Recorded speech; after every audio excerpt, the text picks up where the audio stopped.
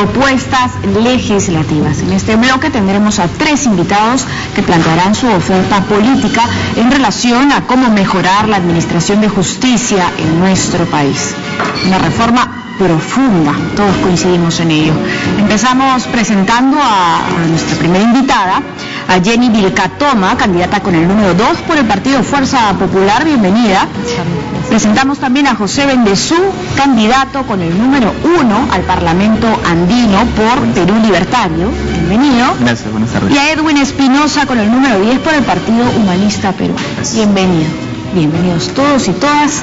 Empezamos con las propuestas. ¿Qué hacemos y cómo lo hacemos? Jenny Vilcatoma. Buenas tardes. Es indispensable en este momento lograr la autonomía constitucional de las procuradurías a nivel nacional, por cuanto este es el organismo que se dedica a la defensa jurídica del Estado. Este planteamiento va a requerir una reforma constitucional.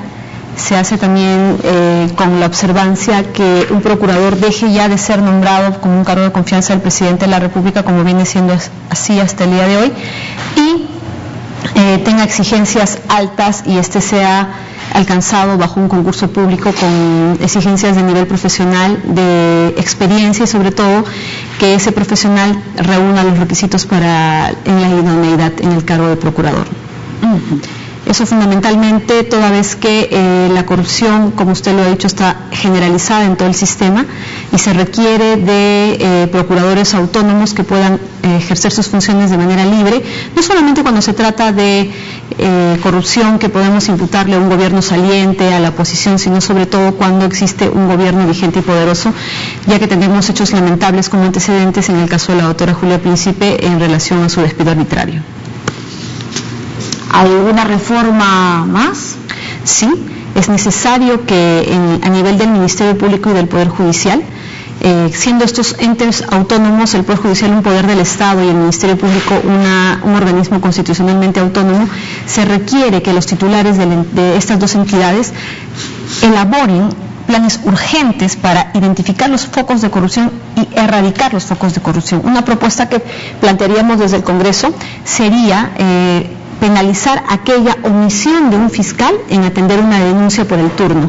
De manera personal puedo referir en varias oportunidades haber acudido a la Fiscalía Penal de turno en situaciones graves que ponían incluso el riesgo de personas y un fiscal de turno se ha negado a acudir a participar a estas acciones. Entonces, este es un acto muy, muy grave que, si bien es cierto, viene siendo investigado, puede ser investigado como una inconducta funcional por parte del órgano de control interno del Ministerio Público y también podría ser investigado como una omisión de funciones a nivel de un delito cometido en el ejercicio de funciones, pero urge que se pueda penalizar esta conducta, pues se han observado consecuencias graves a nivel nacional por la omisión en la asistencia o la concurrencia en la intervención por turno frente a una denuncia que ponga en riesgo la vida de las personas. Bien, muchísimas gracias. Vamos a continuar. Seguimos con José Eduardo Bendezú, candidato con el número 1 al Parlamento Andino por el Partido Perú Libertario. Lo escuchamos. Sí, buenas tardes. Nosotros partimos porque el problema de la administración de justicia en el país no solamente se limita al Poder Judicial, sino además instituciones que administran esta y también a los problemas sociales y políticos que puedan generarse en nuestro país. Por eso nuestra principal propuesta es la creación de una nueva constitución mediante una asamblea constituyente en la cual se recoge el mecanismo de elección popular para jueces, magistrados, contralores, fiscales supremos y todas estas personas que van a administrar justicia en nuestro país. Ahora, este mecanismo no es sui generis ni tampoco es algo tan novedoso en el mundo. Nuestros vecinos como Bolivia, Chile y Argentina tienen estos mecanismos que les han dado buenos resultados, ¿no? Como por ejemplo el tema de que si uno de estos magistrados no cumplen sus roles o simplemente no cumplen con aquellas promesas que hayan realizado, simplemente pueden ser revocados. Al mismo tiempo les da más legitimidad, no una legitimidad real, por parte para realizar sus funciones, ya que es la población quien lo está eligiendo. Asimismo, con esto se rompe el famoso partidismo de muchos de los vocales o jueces, porque es imposible negar en el país que existen cúpulas con la cual se eligen a jueces supremos o vocales también supremos, y que al final salen absolviendo casos tan escandalosos como por ejemplo el tema de Petroaudios o el tema de la señora Cecilia Chacón, que se echó bajo una investigación fiscal de muchos años. Otro tema que nosotros asumimos como prioritario es el tema de la corrupción, en la cual también afirmamos que las medidas para limitar este actuar es la muerte civil de los corruptos, la imprescriptibilidad de los delitos, y en caso de que algunos profesionales estén inmersos en estos delitos también se les pueda quitar el título profesional, así como en casos excepcionales el tema de la pena de muerte. Por último, entendemos que también el cambio de políticas a nivel penitenciario es vital. La mayoría de la gente percibe que está totalmente errado el tema de que un sentenciado esté en la prisión sin hacer nada y encima generándole costos al Estado, por lo cual nosotros entendemos que el proceso de resocialización y reeducación pasa por el trabajo. ¿Un trabajo para qué? Para automantenerse en su instancia en el penitenciario, para su familia y para tener un fondo después de la salida de prisión, ¿no? Con la cual pueda comenzar a tener ciertas actividades económicas que justamente impidan que vuelva a delinquir. Bien, gracias. Vamos a escuchar ahora a Edwin Espinosa con el número 10 por el Partido Humanista Peruano. ¿Qué hacemos o cuál es su oferta política para mejorar el sistema de justicia en nuestro país? Muy buenas tardes, muy agradecido por la oportunidad. Quería decir que el Partido Humanista estamos trabajando siempre en lo que es el plan de anticorrupción cero, que es importantísimo, sobre todo lo que corresponde a enfocar la corrupción no solamente como cualquier o dejar a las instituciones solas por ella. Tienen que ser instituciones bajo un trípode para nosotros, el Poder Judicial, el Ministerio Público con la Policía Nacional. Muchas veces nosotros creemos que solamente todo tiene que llegar al Poder Judicial, cuando mucho en la sociedad se percatan de que el problema se inicia en las comisarías, con las denuncias que mal formuladas, los atestados mal llevados, y que luego pasa a la fiscalía y el fiscal simplemente lo único que hace es pues atenuarse al atestado. Por lo pronto tampoco el fiscal puede operar, digamos, en la investigación, el Código Procesal todavía no se ha implementado y las cosas son difíciles por ahí. Llega el Poder Judicial y por efectos de dominó, todo se cae. Entonces, eso para nosotros es una responsabilidad del Estado de formar el trípode del Poder Judicial, digamos, del Poder de Anticorrupción. Es prioritario manejar ello. Le hago otro ejemplo. El 40% de los casos que hay en el Poder Judicial son de alimentos.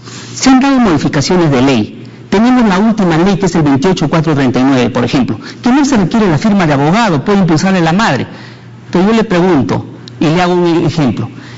Al tercer día que les admite la demanda, el juez está en la obligación, si es que la madre no le ha pedido la anticipada de alimentos. ¿Usted cree que se da? Yo tengo un caso concreto que lo puedo poner en la mano, que después de 2 años hemos tenido que pedir porque no sabía la jueza ella. O sea, el 2011 fue la ley y sin embargo el 2014 no lo podía dar todavía. ¿Qué propone el Partido Humanista con respecto a este último punto? No, nosotros lo que proponemos es que este tipo de medidas debe ser de urgente conocimiento del Consejo Nacional de Magistratura, en todo caso del poder, digamos en la OMA, que corresponde al Poder Judicial en la primera instancia. Porque no puede ser que los jueces estén desactualizados incluso de la ley, no la conocen. Y usted sabe, y lo conocemos la sociedad, más del 40% de los niños que están en las calles, y muchos de ellos van a ser preocupación dentro del Observatorio de Delincuencia, vienen de esta situación de abandono social. Yo le pregunto, ¿eso cree que la sociedad no está mirando, no está observando que el juez es una persona que no está en la capacidad de darle justicia? Ahora nos toca hacer una pausa y luego vamos a preguntar la viabilidad de estas propuestas. Hacemos pausa entonces aquí en Elecciones 2016, propuestas legislativas. Ya regresamos, quédese con nosotros y en TV Perú, por supuesto.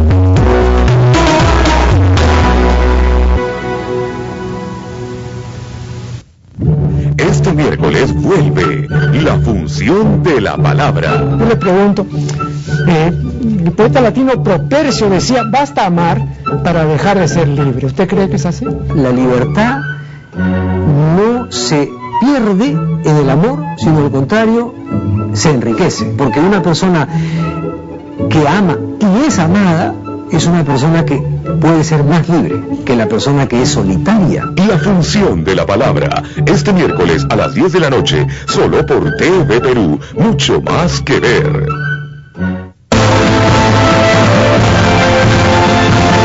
Los sucesos internacionales que hacen historia son también parte de nuestra realidad.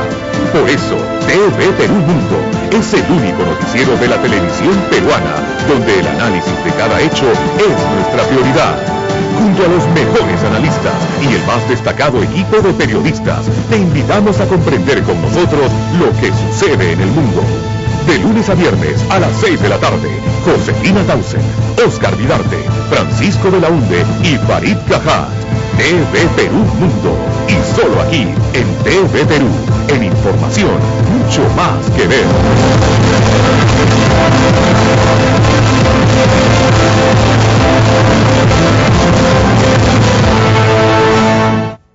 Sin emoción no hay deporte. Por eso vivimos cada jugada, cada gol, cada punto con pasión. Disfruta de toda la pasión, esfuerzo y coraje de tu deporte favorito. TV Perú Deportes. De lunes a viernes a las 11 de la noche y los domingos a las 10. TV Perú, en deportes, mucho más que ver. Gracias al auspicio de Head & Shoulders.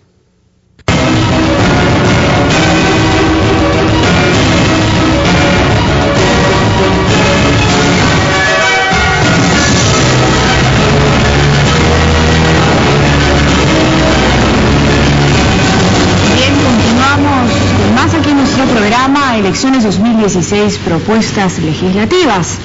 El fin principal, el objetivo primordial de este programa es lograr un voto informado y por ende un voto responsable.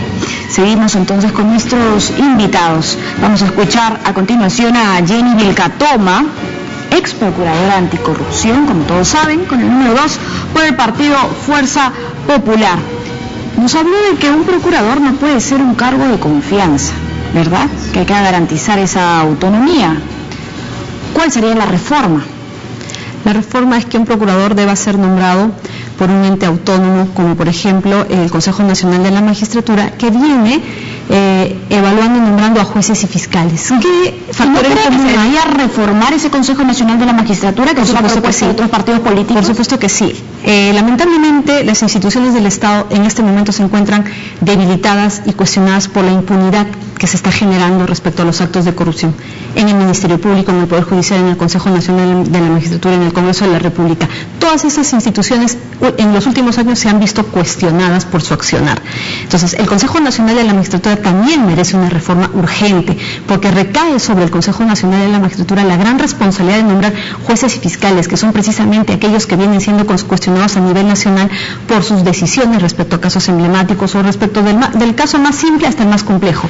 ¿Por qué sus decisiones van contra la norma? ¿Por qué sus decisiones van contra las pruebas? ¿Por qué sus decisiones omiten? Si se supone que estos magistrados han pasado por una evaluación rigurosa y esa responsabilidad recae sobre el Consejo Nacional de la Magistratura. Considero un factor muy importante los órganos de control de todas estas instituciones. La Oficina de Control Interno del Ministerio Público, la Fiscalía Suprema de Control Interno, la OCMA en el Poder Judicial y así todas las instituciones de control disciplinario que puedan existir en las instituciones. Pues sobre ellos recae la gran responsabilidad de poder analizar, evaluar y sancionar las inconductas funcionales que pudieran cometer estos funcionarios dentro de estas entidades. Entonces, retornando a las procuradurías, necesitamos procuradores autónomos porque estos procuradores, en todas sus especialidades, al gozar de esa autonomía, que ya no sea un presidente de la República quien los nombra o los cesa solamente porque son sus amigos o porque dejaron de gozar su confianza o dejaron de proteger aquello que estaban pretendiendo esconder, tendríamos procuradores a nivel nacional que no solamente defenderían los intereses del Estado en materia de corrupción, en materia de crimen organizado, en materia de terrorismo, pero a su vez estos procuradores no solamente participan del caso en sí, estos procuradores también pueden representar al Estado en la interposición de denuncias contra jueces y fiscales. Bien, ahora usted también comenta que se tienen que elaborar propuestas buenos planteamientos para eliminar los focos de corrupción. Esta es una pregunta que no solo se la voy a hacer yo, se la han hecho otros periodistas y se lo van a seguir haciendo. Vemos sus buenas intenciones en relación con acabar con la corrupción, ¿verdad?, desde el meollo del asunto. Sin embargo, y ya se lo han dicho, el partido el cual usted representa tiene como líder histórico a una persona que ha sido condenada a 25 años de prisión por crímenes de lesa humanidad y actos de corrupción. ¿Cómo entonces podría ser coherente el discurso que usted tiene con estos antecedentes? Mi coherencia se mantiene respecto del trabajo que yo vengo realizando en los cargos que he ejercido como fiscal, como procuradora. El día de hoy pretendiendo ser congresista. He sido convocada por la señora Keiko Fujimori, quien es la líder de este equipo, y que para mí ha dado muestras concretas de transparencia y de querer luchar contra la corrupción, porque es la primera que ha hecho suyo un planteamiento tan importante y urgente para el país, que es la necesidad de contar con un procurador. ¿Qué ha pasado con este gobierno? Ha despedido a todos los procuradores que hemos venido haciendo un trabajo exhaustivo y profundo para descubrir actos de corrupción y actos de lavado de activos o delitos de lavado de activos. ¿Y usted considera que la señora Keiko Fujimori puede ser ahora la abanderada de la lucha contra la corrupción? Vayamos a cuestiones claras y acciones concretas. Ha hecho suyo un planteamiento que debería ser recogido no solamente por ella como candidata, sino por todos los candidatos. Es más, el mismo presidente de la República ha tenido la oportunidad de corregir las acciones arbitrarias como el despido de la doctora Julia Príncipe para retornarla en su cargo porque esa señora no cometió ningún tipo de irregularidad. ¿Qué tenemos el día de hoy? Básicamente por la gran reforma. ¿Qué tenemos el día de hoy? Nosotros necesitamos para garantizar esa administración. Precisamente por eso nos encontramos aquí, para hacer planteamientos técnicos. Y una medida urgente es que un procurador goce de la autonomía. En mi caso, ¿cómo analizo? ¿Qué lectura le doy a la postura de la señora Keiko Fujimori? Que en un eventual gobierno suyo, lo primero que está haciendo es desprenderse de esa facultad que tiene un presidente de nombrar y despedir a un procurador, y lo está cediendo a un órgano autónomo que se dedique a evaluar, a designar y luego a también ratificar o no a un procurador. Ya hemos escuchado entonces la propuesta de Alianza Popular. Vamos a continuar con nuestros invitados, Fuerza Popular. Vamos a continuar con Eduardo Bendezú, candidato con el número 1 para el Parlamento Andino por el Partido Perú Libertario. Bueno, nosotros entendemos que no se puede desprender el todo de la parte, es decir, nosotros criticamos bastante esa incoherencia de que se pueda tratar de argumentar que se va a combatir la corrupción, si, como lo hemos mencionado, el fujimorismo representó al gobierno más corrupto de la historia en el Perú. Segundo, no solamente en esos 10 años que estuvo en el poder, sino también en la actualidad, porque muchos de sus candidatos, incluso la misma Cecilia Chacón, ha tenido una investigación grande por parte de la Fiscalía, pero que todo al final se cayó por presiones políticas. Y entonces nosotros no podemos entender que el fenómeno político esté separado del fenómeno jurídico. Los abogados nos formamos en instituciones, en facultades de Derecho y Ciencia Política, porque justamente estas dos ciencias, estas dos actividades humanas están íntimamente ligadas. Por último, nosotros no podemos hablar tampoco que sean solamente órganos supuestamente autónomos los que sigan decidiendo quiénes o no quiénes están capacitados para administrar justicia en nuestro país. Bien. Y se puedan estar cometiendo ciertas arbitrariedades. Claro, usted habla de la elección popular. Sí. ¿No? Elección popular para jueces y fiscales, pero los magistrados no deben de tener un nombramiento de origen meramente técnico. Ahí va el otro asunto, ¿qué es lo técnico? Un profesional no estudia para ser técnico, el técnico estudia 3 años y es para reparar cuestiones puntuales, pero un profesional... ¿Qué entiende usted por técnico? Yo entiendo lo que le estoy explicando, que es una persona dedicada a reparar algo muy puntual o a realizar casi de manera automática. No necesitamos automática. Magistrados que reparen lo que estamos viviendo. Nosotros necesitamos humanistas, nosotros necesitamos lo que dice nuestro Código Civil, que el juez sepa de justicia, sepa de derecho, sepa administrar de derecho. Un magistrado que sea ingeniero, que tiene que conocer de la especialidad. Por eso, está bien. El conocimiento normativo, ¿no? Está implícito en el deseo de justicia que deba y tiene que tener un juez. A ver, entonces, un profesional con enfoque humanista. Sí. ¿A qué se refiere con ese concepto? Por ejemplo, yo no creo que, no puedo apostar que los actuales jueces supremos, o la mayoría, porque lo menos de ellos, tengan un enfoque de hacer una justicia cabal, amplia, porque de lo contrario no se permitiría, por ejemplo, que personas que pertenecen a organizaciones políticas con muchos antecedentes de corrupción, como el Partido Aprista, por ejemplo, hayan salido al final libres, como el señor Aurelio Pastor, que ha sido prácticamente sacado de polvo y paja. Un caso más particular, en el caso de mi ciudad, yo soy huancaíno, y por ejemplo la ex congresista Elsa Canchaya, que no solamente fue revocada del cargo, sino también fue investigada por otros actos ilícitos dentro de su función material, haya sido al final liberada de polvo y paja. Y teniendo dentro de los jueces supremos la amistad del señor Diestein. Entonces, estos elementos de que solamente sean instituciones supuestamente autónomas las que definan quiénes o no quiénes tienen calidad de impartir justicia nos parece corta, sobre todo en una sociedad que debe tender a ser cada vez más democrática y ese enfoque, esa perspectiva humanista, ¿verdad? Sí. Pero usted a la vez habla de humanismo y por otro lado de pena de muerte, ¿sí?, en casos excepcionales. Sí. Y nosotros somos un país que ha ratificado convenios y tratados internacionales de derechos humanos, y la pena de muerte no es viable. Según la postura del profesor Rondón, mencionaba que los derechos humanos no solamente representan progresos en la humanidad, sino también defienden a clases sociales. En este aspecto tenemos que entender que la pena de muerte en muchos países está permitida, y segundo, nosotros no creemos que con la pena de muerte se vaya a solucionar el gran problema o la gran crisis de justicia en nuestro país, pero es una forma excepcional necesaria para temporalmente dar pase a otras reformas, porque nuestro principal planteamiento en el tema penitenciario es que justamente sea mediante el trabajo el rol resocializador, reinsertor a la sociedad, ¿no? Bien, vamos a continuar, muchísimas gracias, con Edwin Espinosa, con el número 10 por el Partido Humanista Peruano. Ya que hemos hablado bastante de humanismo, vamos a escuchar la argumentación de lo que propuso, ¿no? El problema se inicia en la Fiscalía, los jueces están desactualizados. Muy bien, le cedemos la palabra. Sí, nosotros tenemos bien claro, mire, le voy a decir lo siguiente: nosotros hemos trabajado en la lucha contra la corrupción. Le digo por qué. Nosotros fuimos los que investigamos a Carlos Burgos Hornos en San Juan del Orancho. No necesitamos ni grabaciones, ni papeles, ni nada, lo hicimos desde abajo. Si cada ciudadano, cada operador de justicia investigara y denunciara a un corrupto, yo creo que las cosas serían diferentes. Lamentablemente la ciudadanía toma en cuenta lo que está suscitando, que el Poder Judicial sea politizado, que los magistrados están pendientes del poder político. Tenemos que volver a lo que corresponde la ley en la Constitución, la independencia de la jurisdicción. Que el juez tenga la independencia de vida, no a las rotaciones. Los que litigamos vamos al Cono Sur o a lo que se llama la Lima Sur, y hay alta rotación de los vocales de los jueces. ¿Qué significa eso? ¿A qué se debe ello? Entonces, todo eso queremos nosotros prodigar. Tenemos razones concretas para darles a ustedes.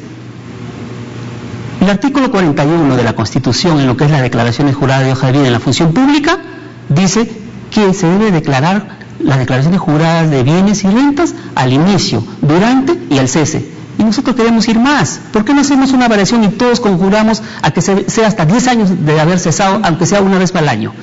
Porque ahora, el enriquecimiento ilícito está día a día. Bien, quizás también se refiere a la diferencia o diferenciar estas funciones jurisdiccionales de las de gobierno y las de administración. ¿Puede ser? Sí, ¿por qué? Porque queremos que el Poder Judicial ejerza la meritocracia. ¿Sabe qué? ¿Por qué le digo esto a usted con todo el respeto?